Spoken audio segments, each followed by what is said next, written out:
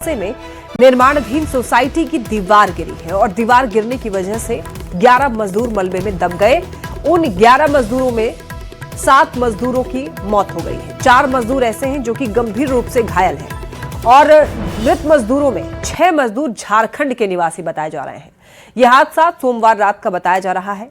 घटना की सूचना मिलते ही स्थानीय पुलिस प्रशासन और एसडीआरएफ की टीमें तुरंत मौके पर पहुंची और रेस्क्यू ऑपरेशन शुरू किया गया और बताया जा रहा है कि कई घंटे तक रेस्क्यू ऑपरेशन चलाए गए। इसके बाद दबे हुए मजदूरों को बाहर निकाला गया। पुलिस ने इस मामले में कार्रवाई करते हुए 2 लोगों को गिरफ्तार किया है। गिरफ्तार लोगों में प्रोजेक्ट मैनेजर दिनेश वीर और स्ट्रक्चर इंजीनियर विकास पांडे शामिल हैं। देखिए, जिन लोगों की इस हादसे में मौत हो गई है उनका यहाँ पर नाम आपको दिखा रहे हैं। भागीरथ गोपे, 6 मजदूर बताया जा रहा है झारखंड के हैं। संजीव गोपे, इसके अलावा और भी नाम सामने आए हैं। धनंजय महतो, इनकी भी मौत हो गई है इस हादसे में। और इसके अलावा शिवशंकर नाम के एक और मजदूर थे, उनकी भी मौत हो गई है। वहीं आपको बताते चले परमेश्वर महतो, इनका भी नाम इसमें शामिल है।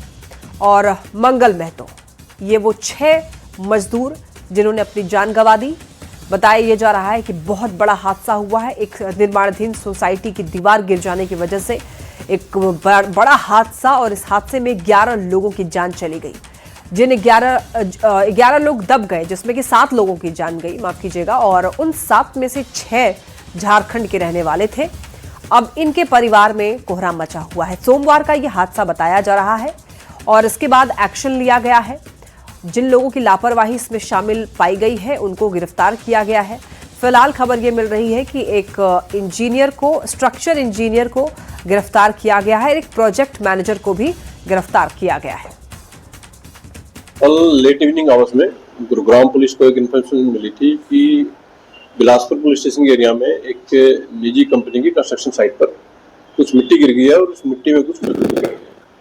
तो सूचना मिलते ही गुरुग्राम पुलिस की टीम तुरंत स्पॉट पर पहुंची थी और इसमें लेटर डिस्ट्रिक्ट एडमिनिस्ट्रेशन के साथ मिल करके और एसडीआरएफ और एनडीआरएफ की टीमों को भी साथ में इंक्लूड किया गया था। तो इन सभी टीमों के साथ मिलकर के रेस्क्यू ऑपरेशन वहां चलाया गया था। रेस्क्यू ऑपरेशन में कुल मिलाकर के 11 आदमियों को मिट्टी से निकाला गया था। देखिए, जो मृतक जो है ये बेसिकली झारखंड और राजस्थान के ये रहने वाले हैं और सभी के परिजनों को पुलिस के द्वारा सूचित किया जा चुका है। वहाँ से किसी आदमी का भी ऐसे हादसा हो गया है, माटी ढह गई है, जिसमें बहुत सारे लोग दब चुके हैं, जिसमें हमारा भाई भी दब चुका है। तो हम सूचना पर वहाँ से भागे, वहाँ पहुँच के हमने जांच पड़ताल की तो हमने हमारे भाई को मृत पाया। रांची से ये बड़ी खबर। गुरुग्राम के सिद्रावली इलाके में यह हादसा, झारखंड के 6 मजदूरों की इसमें मौत हो गई। अब देखिए, श्रम विभाग मृतक के शव को वापस लाएगी। गुरुग्राम के संपर्क में है कंट्रोल रूम। सभी मृतकों को वापस लाने की तैयारी की जा रही है। तो देखिए, बताया यह जा रहा है कि 7 लोगों की इस हादसे में जान गई और 4 लोग गंभीर रूप से घायल हुए। तो जिन लोगों की मौत हुई है उनमें से 6 के 6 जो है बताया जा रहा है कि झारखंड के रहने वाले हैं। तो अब जो मृतक हैं उनको वापस लाने की, मृतक के शव को वापस लाने की तैयारी की जा रही है। बताया यह जा रहा है कि श्रम विभाग मृतक के शव को वापस लाएगी। ऐसे में गुरुग्राम के कंट्रोल रूम से गुरुग्राम से दरअसल वहां पर संपर्क में है कंट्रोल रूम और अभी ये तैयारी की जा रही है किस तरीके से सभी मृतकों के शव को वापस लाना है।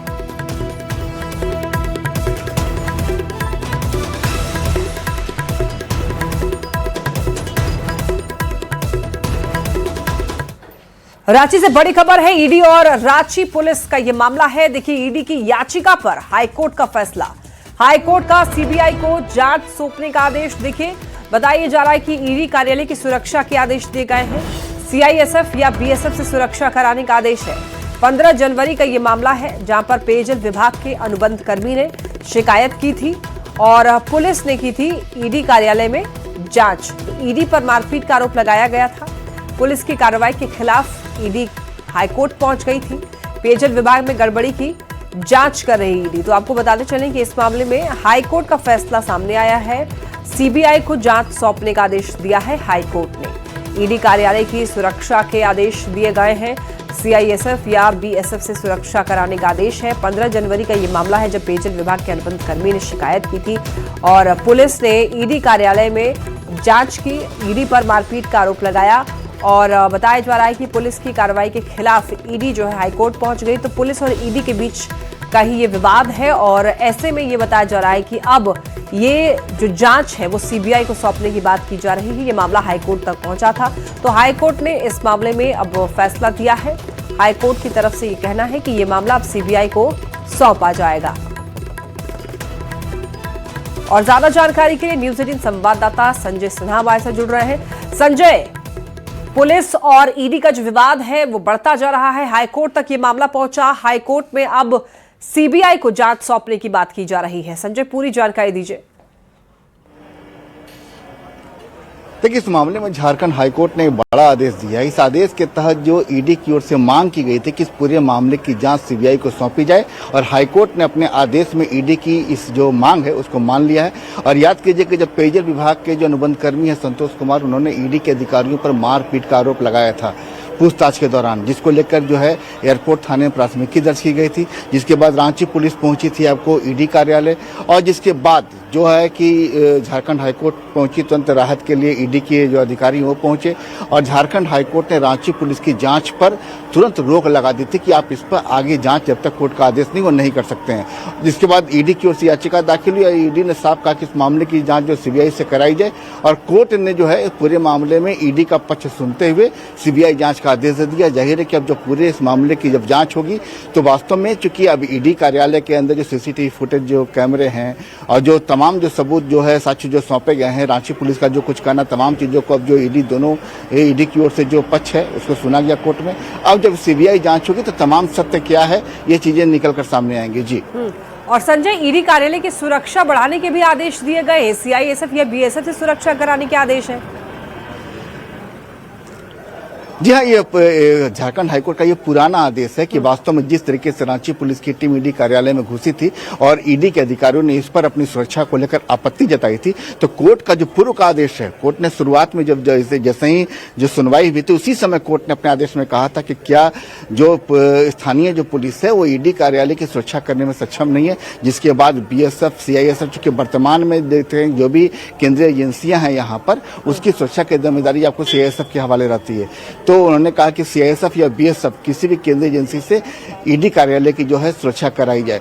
तो फिलहाल जो है आप देख सकते हैं कि जो एक बड़ी खबर इसमें आई है कि झारखंड हाईकोर्ट ने अब इस पूरे मामले में जो रांची पुलिस पहुंची थी जांच के लिए ईडी कार्यालय, उस मामले की जांच अब सीबीआई को दे दी है। जाहिर है कि सीबीआई जब जाएगी तो इस मामले में सत्य क्या, देखिए एक पूरी कड़ी निकलती है संतोष कुमार से। संतोष कुमार ही बताते ईडी कार्यालय गए, पूछताछ के दौरान उन्हें बुलाया गया तो वो गए वहां पर, उन्होंने मारपीट का आरोप लगाया। वही जाते हैं एयरपोर्ट थाना, वहां जाकर प्राथमिकी दर्ज कराते हैं। जिसके बाद ईडी कोर्ट जाती है और कोर्ट में यह फैसला आता है कि इस पूरे मामले में जो तमाम जो कड़ियां हैं, जहां कहां सत्य छुपा है, वो जानकारी अब सीबीआई निकालेगी, तब मालूम चलेगा कि वास्तव में पर्दे के पीछे जो है वो सच कहां है। देखना होगा संजय कि अब सीबीआई की जांच में क्या कुछ सामने निकल कर आता है। बने रहिए संजय, आगे भी अपडेट लेंगे आपसे।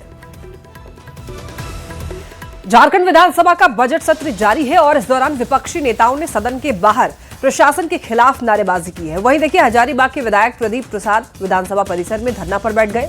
हजारीबाग रामनवमी त्योहार को लेकर राजकीय महोत्सव का दर्जा की भी मांग की। हजारीबाग विधायक प्रदीप प्रसाद ने मंगल जुलूस के दौरान डीजे पर प्रशासन के प्रतिबंध को गलत बताया है। उन्होंने ये कहा है कि सरहुल, ईद, बकरीद जैसे पर्व में डीजे पर कोई प्रतिबंध नहीं है, तो फिर हजारीबाग का विश्व प्रसिद्ध रामनवमी त्योहार जो है इस पर क्यों रोक लगाई जा रही है, और इसी को लेकर के बवाल काटा गया है। विपक्षी नेताओं का सदन के बाहर आप देख सकते हैं प्रदर्शन, और यहाँ पर कह सकते हैं कि हिंदू त्योहारों को लेकर के जमकर नारेबाजी की गई है कि डीजे पर प्रतिबंध आखिर क्यों है। यानी कि यहाँ पर साफ तौर पर ये कहना है लोगों का कि अगर मुस्लिम समुदाय के जो पर्व है उस पर क्यों नहीं बैन लगता है जब डीजे बजाया जाता है, तो आखिर हिंदुओं के पर्व पर अगर डीजे बजाया जाए तो उस पर प्रतिबंध क्यों लगता है। यानी कि प्रशासन के द्वारा जो प्रतिबंध लगाए गए हैं उसको गलत बताया गया है। पिछले बार भी काफी हम लोग को तंग किया गया, लेकिन शांतिपूर्वक रामनवमी बना। डीजे का प्रतिबंध लगाने का प्रयास किया गया, लेकिन वहां की जो जनभावना है, 4 से 5 लाख लोगों सड़कों पे होते हैं, उनकी सुरक्षा का सवाल है और उनकी जनभावनाओं को देखना होगा और राज्य सरकार को विरोध न करके सहयोग करना होगा और भेदभाव न करे, सारे धर्म के लोगों को, जिस तरह से अभी मुहर्रम का जुलूस निकला, डीजे लेके निकला, जिस तरह से सरहुल में निकला, उस तरह से शांतिपूर्वक यहाँ निकले। कोई अश्लील गाना नहीं बजना चाहिए, इसका हम समर्थन करते हैं, लेकिन भक्ति भाव से अगर रामनवमी मन रहा है तो उसको सपोर्ट करना चाहिए। वहाँ का नारा डीजे वास्तव वास्तव, बस इसके आगे लोग कुछ नहीं सुनता है, ठीक है, और इस बार भी कुछ नहीं सुनेगा, डीजे वास्तव तो बात। रामनवमी जुलूस के लेकर मंगला जुलूस में सरकार द्वारा प्रशासन के लोग जबरन जो डीजे बजता है उसको रोकने काम किया, जुलूस रोकने काम किया, उसको हम लोग सरकार जो हिंदू विरोधी है उस हिंदू विरोधी सरकार को तमाम हिंदू लोग से आग्रह करेंगे कि एक होकर, चाहे आप हो या तमाम लोग, सब लोग एक हो जाइए, नहीं तो ये सरकार हिंदू विरोधी सरकार सिर्फ एक जाति वर्ग को खुश करने के लिए हिंदुओं को अत्याचार कर रहा है। संजय हमारे साथ बने हुए हैं। संजय, देखिए ये जो डीजे विवाद है वो सदन तक पहुंच चुका है। विपक्षी नेताओं ने प्रशासन के खिलाफ जमकर नारेबाजी की है। देखिए, बिल्कुल ये विवाद सदन परिसर के बाहर से शुरू हुआ, सदन के अंदर तक इस मामले में हंगामा हुआ है। हंगामा इतना ज्यादा हुआ कि ये सीधे बात भारतीय सेना तक चली गई। समझिए इस कड़ी को कि जैसे ही बाहर में प्रतिप्रसाद दूसरे जो बीजेपी की विधायक थे, विपक्षी विधायक थे, उन्होंने कहा कि वास्तव में यहाँ पर हजारीबाग में रामनवमी का जो जुलूस निकलता है, जो डीजे निकलता है, उस पर किसी तरीके का कोई प्रतिबंध स्वीकार नहीं किया जाएगा। यहाँ तक कि प्रतिप्रसाद ने तो लोकल भाषा में कहा डीजे वास्तव तो वास्तव, और उन्होंने कहा, सीधे कहा कि वहाँ प्रशासन जो है, जिस तरीके से उन्होंने कहा कि हम वहाँ जो है स्थानीय लोग 5 लाख की संख्या में स्थानीय लोग वहाँ हर बार जो रामनवमी का जुलूस निकालते हैं, डीजे बजता, तो इस बार ही बजेगा। लेकिन सदन के अंदर जैसे ही इस बात सदन शुरुआत, इस बात को लेकर विपक्षी विधायक जो है सीधे से मुद्दा उठाए, क्योंकि रामनवमी को लेकर हजारीबाग में जिस तरीके से प्रशासन की कार्रवाई की गई थी, इस पर तमाम विपक्षी जो विधायक है उनको ऐतराज था। और वहाँ पर जैसे ही अंदर में जैसे ही विपक्षी विधायकों का हंगामा शुरू हुआ तो हंगामा जो है बढ़ा। हालांकि स्पीकर ने शांत कराने के पूरे मामले की कोशिश की, लेकिन इस दौरान जो लगातार बात दोनों जो है विपक्ष जो है खासकर वेल में आ गया। लेकिन देखिए मेन बात ध्यानाकर्षण के बाद हुआ जब यहाँ पर संसदीय कार्य मंत्री ने जवाब में कहा कि जो डीजे बजता है वो वास्तव में आपको समझिएगा कि रात में जो सुप्रीम कोर्ट की गाइडलाइंस है कि रात 10 बजे के बाद डीजे नहीं बजता है, और राज्य सरकार का इसमें कुछ नहीं है, चूंकि सुप्रीम कोर्ट की गाइडलाइंस के अनुसार उसका पालन करना होता है। लेकिन बात यहाँ पर जैसे ही विपक्ष की ओर से मुद्दा उठा था रामनवमी के जुलूस और डीजे को लेकर, लेकिन उस पर उन्होंने कहा कि संसदीय कार्य मंत्री का एक बड़ा बयान आया सदन के, उन्होंने कहा कि देखिए देश में हिंदू खतरे में नहीं, हिंदुस्तान खतरे में है। जैसे ही उनका ये बयान आया, विपक्ष ने सीधे से बयान को निशाना बनाया और कहा कि वास्तव में संसदीय कार्य मंत्री का ये बयान जो है वास्तव में भारतीय सेना का मनोबल गिराने वाला है। चूंकि संसदीय कार्य मंत्री ने अपने बयान में यह भी कहा था कि वास्तव में जो ईरानी युद्धपोत है वो वास्तव में भारतीय सीमा में डुबाया गया था, जिसको लेकर नवीन जायसवाल ने कहा कि वो वास्तव भारतीय सीमा नहीं थी, वो वास्तव में श्रीलंका की सीमा के अंदर हुआ था। तो ऐसे में विपक्ष की ओर से मांग की गई कि संसदीय कार्य मंत्री का वो जो बयान है उसको स्पंज किया जाए, प्रोसीडिंग से निकाला जाए। लेकिन संसदीय कार्य मंत्री ने कहा कि उन्होंने ऐसी कोई बात नहीं कही है जिसको प्रोसीडिंग से बाहर करने की जरूरत है। लेकिन इस बात को आगे बढ़ाते हुए संसदीय कार्य मंत्री ने भी कहा कि जिस तरीके से केंद्र सरकार अपने निशाना साधा, केंद्र सरकार ने ट्रंप के सामने, अमेरिकी राष्ट्रपति जो हैं उनके सामने घुटने टेके हैं। तो तमाम इस बात को लेकर के सत्ता पक्ष विपक्ष में जोरदार हंगामा हुआ, दोनों लोग वेल में आए, और जो बात रामनवमी के जुलूस को लेकर सदन के बाहर से निकली थी वो सीधे सदन के अंदर हुई, हंगामा हुआ था, और सीधे ये बात चली गई ट्रंप अमेरिका तक, और कह सकते कि रामनवमी के जुलूस से निकली बात जो है भारतीय सेना तक पहुंची, और विपक्ष की ओर से कहा गया कि भारतीय सेना का इस बयान से मनोबल गिरेगा, लिहाजा इसको स्पंज किया जाए, निकाला जाए। लेकिन संसदीय कार्य मंत्री ने कहा, उन्होंने जो कहा है सत्य कहा है, इसमें कहीं से प्रोसीडिंग से बाहर निकालने की जरूरत नहीं है। सदन में और भी कई ऐसे महत्वपूर्ण मुद्दे आए जिस पर हंगामा होता रहा। जी बिल्कुल संजय, और जिस तरीके से ये आरोप प्रत्यारोप लगाए जा रहे थे वो बिल्कुल ऐसे दिशाहीन लग रहे थे, डायरेक्शनलेस लग रहे थे, और ऐसा लग रहा था कि बजट सत्र में जो महत्वपूर्ण मुद्दे हैं वो इनके नीचे कहीं ना कहीं दबते हुए दिखाई दिए। बहुत धन्यवाद संजय आपका इन तमाम जानकारियों के लिए। देखिए, झारखंड विधानसभा का बजट सत्र जारी है। इस दौरान विपक्षी नेताओं ने सदन के बाहर प्रशासन के खिलाफ नारेबाजी की। हजारीबाग के विधायक प्रदीप प्रसाद विधानसभा परिसर में धरना पर बैठ गए। हजारीबाग रामनवमी त्योहार को लेकर राजकीय महोत्सव का दर्जा की मांग कर दी। और आपको ये बताते चलें, ये जो मुद्दा है वो काफी ज्यादा उठाया गया। इधर ये भी बताते चलें आपको कि सदन में संसदीय कार्य मंत्री राधाकृष्ण किशोर ने रामनवमी को लेकर के विपक्ष के प्रदर्शन पर जवाब दिया। उन्होंने कहा है कि डीजे रात में कितने बजे तक बजेगा, इसका सरकार से लेना देना नहीं है। देश में हिंदू खतरे में नहीं है, हिंदुस्तान खतरे में है। तो सुप्रीम कोर्ट के गाइडलाइन के अनुसार रात 10 बजे के बाद डीजे नहीं बजेगा। डीजे रात में कितने बजे तक बजेगा, कितने बजे तक बंद हो जाएगा, इसका धर्म से कोई लेना देना नहीं है। जहां तक मुझे जानकारी है कि माननीय सर्वोच्च न्यायालय के आदेश कुछ ऐसा ही है, और मुझे यह भी जानकारी है कि बिहार में भी इसे रोक लगाया गया है। ये सिर्फ हजारीबाग की बात नहीं है और सिर्फ हिंदू की बात नहीं, हिंदू हो, मुस्लिम हो, सिख हो, ईसाई हो, लेकिन एक ऐसा वातावरण हो कि 10 बजे के बाद लोग डीजे नहीं बजाए। इसके पीछे कोई किसी धर्म के भावना को आहत करने का उद्देश्य नहीं है। बहुत है, जहां तक नवीन जायसवाल जी ने कहा हिंदुत्व की बात, सच्चाई तो ये है नवीन जी, आज हिंदुस्तान में हिंदू खतरे में नहीं है, हिंदुस्तान खतरे में है। मुख्यमंत्री के असम दौरे पर मंत्री सुदीव्य कुमार ने यह कहा कि जेएमएम एक राजनीतिक पार्टी है, ऐसे में अपना जनाधार बढ़ाने के लिए झारखंड से बाहर आना जरूरी है। असम की जनता बदलाव चाहती है और ऐसा जनसभाओं में देखा जा रहा है।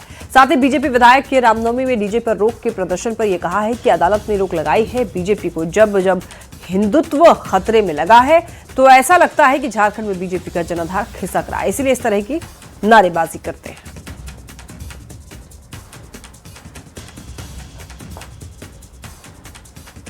झारखंड मुक्ति मोर्चा एक राजनीतिक दल है और संगठन पार्टी के लिए संभावनाएं तलाशने के लिए हमारे मुख्यमंत्री आसाम के दौरे पर हैं। मिल रहा जनसमर्थन यह बताता है कि आसाम की जनता नेतृत्व परिवर्तन चाहती है। झारखंड मुक्ति मोर्चा एक सकारात्मक नेतृत्व देने का प्रयास करेगा। ऑनरेबल हाई कोर्ट ने यह आदेश पारित किया है और जिस डीजे के लिए तमाम लोग परेशान हैं, इनको सबसे पहले कोर्ट में जाकर दरवाजा खटखटाना चाहिए। जब पड़ोसी राज्य बिहार जहां इनकी सत्ता है वहां डीजे बंद होता है तो इनको नहीं दिखता है। दिल्ली में पटाखों के चलाने पर रेखा गुप्ता जी की तरफ से रोक आती है तो हिंदू धर्म खतरे में नहीं आता है, लेकिन ऑनरेबल हाई कोर्ट अगर झारखंड में कोई आदेश पारित करता है और सरकार उसका अनुपालन करती है तो हिंदू खतरे में आ जाता है। अमेरिका, इजराइल और ईरान युद्ध का असर भारत में गैस आपूर्ति व्यवस्था पर भी दिखाई दे रहा है। जमशेदपुर में गैस एजेंसी और पेट्रोल पंप पर लंबी लंबी लाइनें लगी हुई हैं। सिलेंडर की कमी के चलते छोटे बड़े होटल्स जो हैं वो बंद होने की कगार पर हैं।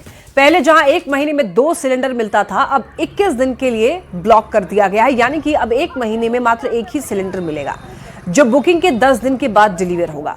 तो ऐसे में लोग पुराने वक्त में लौटते हुए दिखाई दे रहे हैं। लकड़ी के चूल्हे में खाना बनाने को मजबूर हो रहे हैं लोग।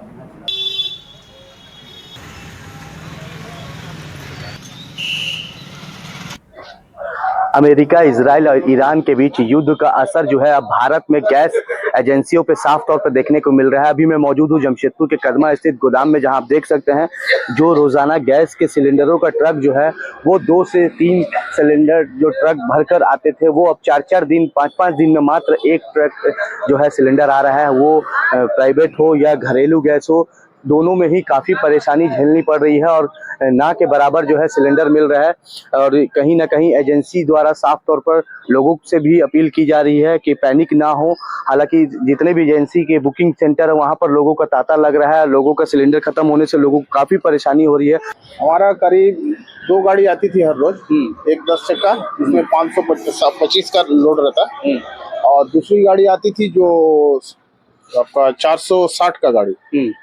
अब उस जगह हमारा एक ही गाड़ी दे रहा है, कभी दे रहा है कभी नहीं दे रहा है। तो इसलिए परेशानी तो मतलब बहुत ही ज्यादा है। परेशानी तो बहुत है। 25 दिन का दिया बुकिंग का सिस्टम, आप मिलने का कोई टाइम नहीं है। कब जब गाड़ी आएगा 4 दिन 5 दिन 8 दिन 10 दिन में लग रहा है। चूल्हा से बन रहा, लकड़ी घुसा के। लकड़ी भी दाम बढ़ गया लकड़ी का, क्या करें, यही दिक्कत है। अब क्या कुछ पता नहीं चल पाता है? कुछ नहीं बता रहा, कुछ नहीं बता रहा। ये जो परेशानी है इसी तरह बढ़ते जाएगी या इस पर सरकार जो है कोई ठोस कदम उठाएगा? मगर कहीं ना कहीं जमशेदपुर में लगातार जो है गैस सिलेंडर कॉमर्शियल हो या प्राइवेट, वो लगातार लोगों को जो है अब परेशानी झेलनी पड़ रही है। न्यूज़ 18 के लिए जमशेदपुर से आशीष कुमार तिवारी। अमेरिका और ईरान के बीच बढ़ते तनाव और युद्ध जैसी स्थिति का असर इधर बोकारो में भी देखने को मिल रहा है। अंतर्राष्ट्रीय हालात का प्रभाव गैस आपूर्ति पर पड़ने की आशंका से आम लोगों में चिंता बढ़ी हुई है। बोकारो के चास स्थित एचपी गैस एजेंसी में भी इसका असर दिखाई दे रहा है। यहां सुबह से ही लोगों की लंबी लाइनें लगी हुई हैं। सुबह सुबह ही गैस एजेंसी पहुंचकर लोग लाइन में लग जा रहे हैं ताकि समय पर उन्हें गैस सिलेंडर मिल पाए। हालांकि न्यूज़ 18 आपसे ये अपील करता है कि किसी भी तरह की अफवाहों में पड़कर पैनिक ना हो। 3-4 रोजों से कमी हो रहा था, लोग इधर उधर भटक रहे थे। 60 रुपए बढ़ा, उससे कोई दिक्कत नहीं है। दिक्कत यह है कि यहाँ पर अवेलेबल होना चाहिए गैस एजेंसी के पास, ताकि ग्राहक अपना सामान ले पैसा पे करके ले जाए। बहुत हाल बेहाल है, बहुत दिनों से नंबर लगाने के बावजूद भी गैस नहीं मिल रहा था। अभी फोन करने पे उन्होंने बोला कि ठीक है आइए गैस देते हैं आपको, इस वजह से हम आए, गैस मिला। अभी तो होली के बाद बुकिंग हुआ था, मिल गया आराम से, कोई दिक्कत नहीं हुआ है। गैस का कीमत बढ़ा है। हाँ तो ठीक है, वो तो युद्ध हो रहा है, बढ़ना लाजिम सा बात है, कोई दिक्कत नहीं है उसके लिए। थोड़ी सी तो दिक्कत होती है सबको, आम पब्लिक को, बाकी गैस मिल जा रहा है आराम से, कोई दिक्कत नहीं हुआ अभी।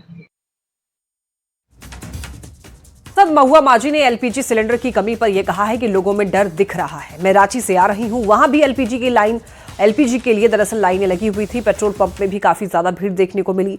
युद्ध जैसे जैसे आगे बढ़ रहा है उससे ऐसा नहीं लग रहा है कि ये तुरंत रुकने वाला है। प्रधानमंत्री विपक्ष के तमाम सांसदों को विश्वास में लेकर इस पर गंभीर विचार विमर्श करें। जो डर है पूरे देश भर में देखा जा रहा है। मैं झारखंड से आ रही हूँ, रांची से 2 दिन पहले। वहाँ भी एलपीजी की लाइनें लग रही हैं और पेट्रोल पंप में भी काफ़ी भीड़ देखी जा रही है। देखिए युद्ध जैसे आगे बढ़ रहा है और ये नहीं लगता है कि अभी तुरंत रुकने वाला है। और जिधर से स्रोत है आने का, पेट्रोल और एलपीजी के भी जो स्रोत हैं, वो तमाम रास्ते अगर बंद हो जाएं या जो परिस्थितियां आ रही हैं, तो हमें यहाँ प्रधानमंत्री जी को मीटिंग तो करनी ही चाहिए। मैं तो कहूँगी कि वो विपक्ष के तमाम सांसदों को कॉन्फिडेंस में लेकर इस पर गंभीर विचार विमर्श करे।